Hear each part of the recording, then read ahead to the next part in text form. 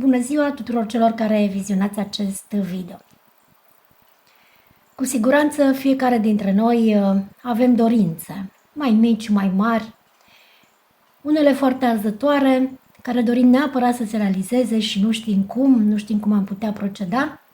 M-am gândit să vă arăt un ritual extrem de simplu, un ritual divin, care să nu necesite nici capacități paranormale, nici cunoștințe ezoterice, nici elemente costisitoare sau greu de găsit, ci doar concentrare, dorință. Deci acestea sunt ingredientele, să le spunem așa, necesare pentru acest ritual: concentrare, dorința și o piatră de râu sau o piatră lucioasă pe care o găsiți în drumul vostru. Este bine pentru această dorință, așadar, să căutați o piatră, o pietricică care să o puteți ține voi în pumn.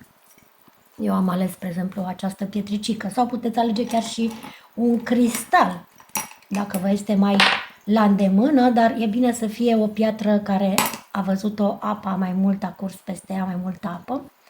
Alegeți o piatră care să o țineți în pumnul vostru, piatră să fie lucioasă, da? Deci a trecut peste ea multe vânturi și ape, și aveți dorința și piatra de care aveți nevoie. Ce trebuie să faceți înainte de toate? Înainte de toate este bine să aveți un spațiu consacrat, un spațiu curat, un spațiu liniștit, un spațiu în care voi să fiți într-o stare de pace și armonie și concentrați pe dorința voastră. Înainte puteți chiar și să aprindeți un bețișor parfumat, tămâie, frunză de dafin, ce considerați voi că vă ajută să vă curățați spațiul, să fie energia cât mai purificată, cât mai elevată, pentru a ajuta la îndeplinirea dorinței. Este bine ca această dorință, acest ritual să-l faceți zilnic, timp de o lună de zile, pentru dorința voastră sau până când se îndeplinește dorința. Este bine să faceți acest lucru înainte de a începe munca, dimineața de vreme, când te trezești, după ce îți faci ritualurile de zi cu zi, nu te pregătești pentru o nouă zi, poți face acest ritual, care durează câteva minuțele, nu e nevoie de a avea un timp îndelungat pentru a-i dedica acestui ritual, ci doar ca să-ți poți îndeplini dorința. Deci instrumentele, elementele necesare sunt o pietricică, o piatră care să o ții în pumnul tău, în mâna ta, piatra să fie lustruită, o piatră găsită, care o găsești tu în drumurile tale, poți să te duci pe marginea unui râu, unei ape, și să fie o piatră care să fie lustruită. Înainte de a începe să te gândești la dorința ta, este bine să o speli bine în apă curgătoare, deasupra chiuvetei, la robinet, sub robinet, să o speli bine, cu apă proaspătă. Eu vă arăt aici așa cum procedez, dar voi puteți să faceți deasupra chiuvetei, sub robinetul chiuvetei. Și odată ce ați spălat piatra, o țineți în mâinile voastre cu încredere, gândindu-vă la o dorință. Puneți-vă o dorință, puteți să o rostiți cu voce tare, un proiect ce doriți să se realizeze, să aveți mai mult spor în munca care o faceți voi de zi cu zi, sau să obțineți jobul dorit, sau să obțineți o anumită sumă de bani care vă este necesară, sau să aveți o întâlnire cu o anumită persoană, să fie în rezonanță cu voi. În orice caz, vă concentrați pe dorință, vă imaginați dorința și țineți piatra între cele două mâini, da? Și vă gândiți la dorință să se îndeplinească. Vă concentrați pe dorință, doresc să se realizeze următoarea dorință și o vizualizați ca și cum ar fi deja îndeplinită. Și asta faceți timp de o lună de zile până se îndeplinește. Dacă se îndeplinește mai devreme, cu atât mai bine. Dacă după o lună de zile nu s-a realizat această dorință, este bine atunci să o mai repetați odată acest ritual, că ține foarte mult și de concentrarea voastră, de încrederea care o aveți voi, de credințele voastre că anumite ritualuri funcționează sau nu pentru voi. Și atunci ea se poate realiza mai devreme sau mai târziu sau întârzie, poate și datorită acestui fapt, și atunci e necesară repetarea ritualului. Dacă aveți mai multe dorințe, că puteți avea și alte dorințe, nu? Nu numai o singură dorință, puteți face același lucru cu o altă dorință, dar cu o altă piatră. Deci nu folosiți aceeași piatră pentru dorință diferită, ci puteți avea mai multe pietre pentru fiecare dorință și așteptați să se realizeze, dar în fiecare zi să faceți acest procedeu. Spălați piatra, vă gândiți la dorința voastră, vă o țineți în palmele, între palmele voastre pietricica, piatra care o găsiți, care o aveți pentru dorință și vă rugați, vă gândiți, vă concentrați ca dorința să se realizeze.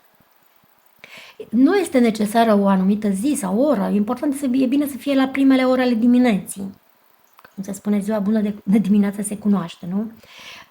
Să fie la primele ore ale dimineții și să fiți cu încredere, convinși că ziua va fi extraordinară, că ziua vă va oferi posibilitatea să ajungeți mai repede la îndeplinirea dorinței voastre, obiectivului vostru, îndeplinirea planurilor voastre și așteptați, continuați-vă treburile de zi cu zi fără să vă mai preocupați de pietricica, o puneți undeva într-un loc special consacrat pentru dorința voastră, pe un altar, de aceea e bine să aveți un spațiu, o etajeră unde să țineți voi lucrurile sacre, valoroase, cum ții o fotografie a cuiva drag, cum ții o icoană sau cum ții o bijuterie, nu? Cum ții ceva care ți este drag, un obiect drag, la fel și aceste obiecte care tu le consacri pentru dorințe, la fel sunt de sacre pentru că sunt impregnate în primul rând cu energia ta, cu energia dorinței tale. Și atunci trebuie să ai multă iubire, prietenie, să spunem așa, armonie, încredere în aceste obiecte. Așadar, dragile mele, dragii mei, această dorință care o aveți voi se poate îndeplini cu ajutorul unei simple pietre. Deci nu aveți nevoie decât de o piatră găsită în drumurile voastre. O puteți și căuta voi pentru dorința voastră. Când aveți o dorință, mergeți și căutați o pietricică. În grădină, pe drum, la râu, la mare, unde sunteți, unde vă aflați, cu siguranță găsiți o pietricică care să o puteți ține în pumnul vostru, în palmele voastre și să o impregnați cu energia voastră, dar înainte de toate e bine să o spălați, da? Să o purificați, cu alte cuvinte, și apoi să o consacrați dorinței voastre. Timp de o lună de zile în fiecare zi să procedați până la îndeplinirea ritualului, timp de o lună. Dacă după o lună nu s-a realizat, o luați de la capă, lăsați o zi liberă, cum ar veni până începeți din nou același ritual, să repetați pentru aceeași dorință și apoi procedați la fel timp de încă o lună sau până când se îndeplinește ea. Da? Și pietricica puteți să o păstrați ca pe un talisman, nu? Într-un spațiu consacrat pentru pietricica cu dorințe, cum se spune, da, pentru că vă poate aduce mult noroc, multă energie pozitivă și, bineînțeles, dacă aveți dorințe diferite, așa cum am spus, folosiți altă pietricică, alte pietre pentru dorință diferită, pietricică diferită.